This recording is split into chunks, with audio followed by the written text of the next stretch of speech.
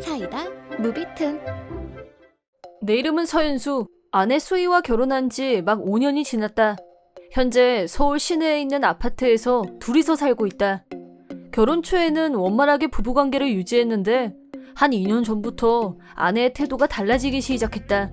우리는 2년 연애 기간을 거친 후 결혼했는데 결혼하고 함께 살 때까지 아내에게 결벽증이 있다는 사실을 전혀 몰랐었다. 처음엔 그냥 완전 깔끔한 성격이구나, 지저분한 것보단 좋지, 그랬었다. 하지만 시간이 지나면서 좀 도가 지나치다, 뭘 저렇게까지, 그랬다. 아내 역시 풀타임으로 일했기 때문에 가사노동은 반반 분담해서 했는데 내가 뭘 하면 옆에서 사소한 것까지 일일이 지적하고 그러다 결국 본인이 히스테리를 부렸다. 나왔어! 당신 말이야, 오늘 아침에 씻은 접시에 얼룩이 그대로 남아있는 거 알아? 그랬어? 미안. 제발 적당히 하는 버릇 좀 고쳐. 더러워 죽겠어 정말. 다음부턴 조심할게.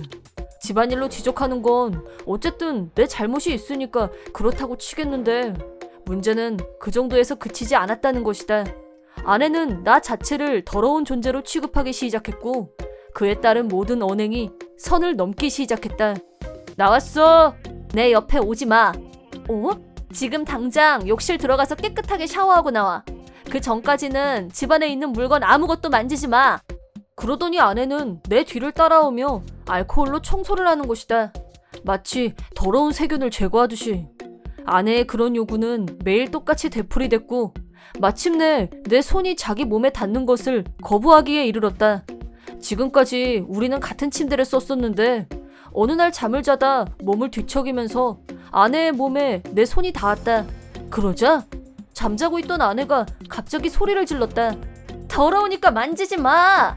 너무 놀란 나는 아내에게 반사적으로 미안하다고 하고 반대쪽으로 몸을 돌리고 다시 잤다.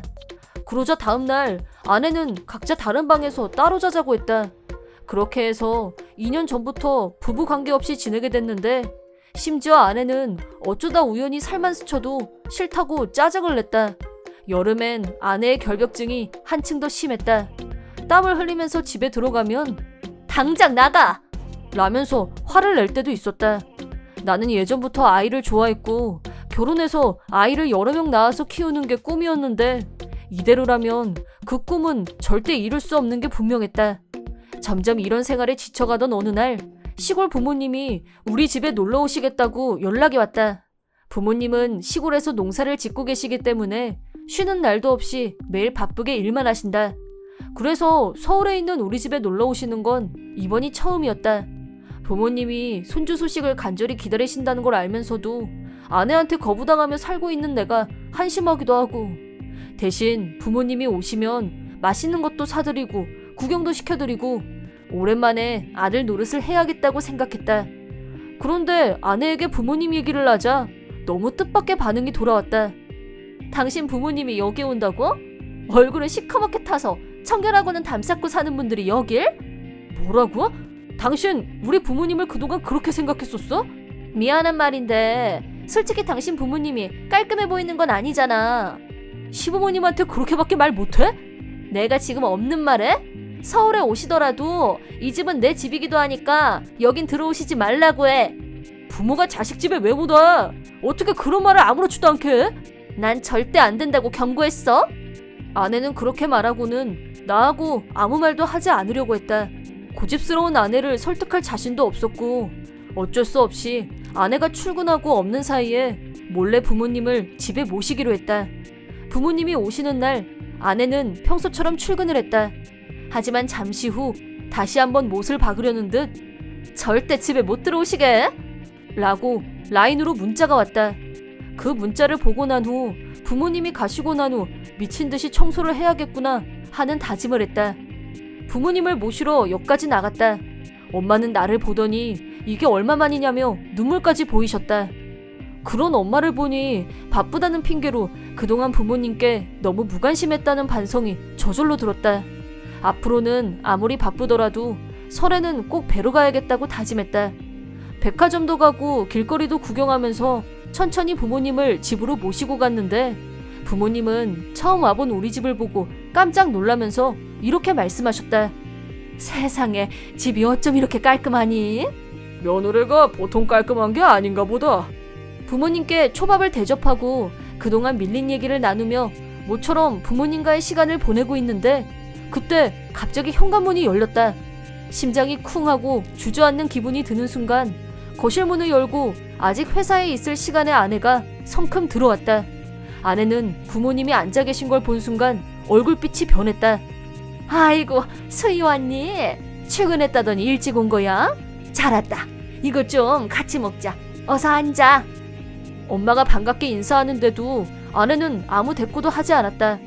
무표정한 얼굴로 책장 위에 있던 사원증을 들더니 다시 아무 말도 하지 않고 그대로 방에서 나갔다. 쟤 무슨 일이 있는 거 아니니? 아니야, 그런 거 별일 아니니까 신경 쓰지 마요. 나는 아무 일 없다는 듯이 부모님이 편안히 식사할 수 있게 해드렸고 미리 예약해둔 호텔에 모셔다 드렸다. 그때 엄마가 아내한테 주라며 선물을 꺼내주셨다. 저녁에 집에 들어가자 아내가 먼저 집에 와 있었다. 나왔어. 집에 들어가자 아내는 내가 들어오건 말건 천천히 자기 하던 일을 계속했다. 방 안에는 쓰레기 봉투가 잔뜩 있었다. 또 청소하는구나 하고 어쨌든 엄마가 주신 선물을 전해주자 매서운 눈으로 나를 노려봤다. 뭐, 선물? 여기다 넣어. 여기라니? 뭐, 이 쓰레기 봉투에?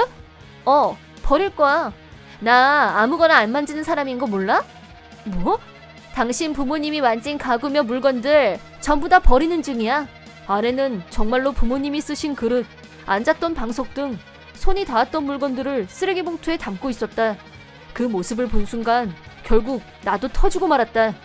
당신 말이야. 뭐가? 당신이야말로 내가 그렇게 싫다는데 왜 무시해? 사과해 당장. 이혼하자. 기막혀.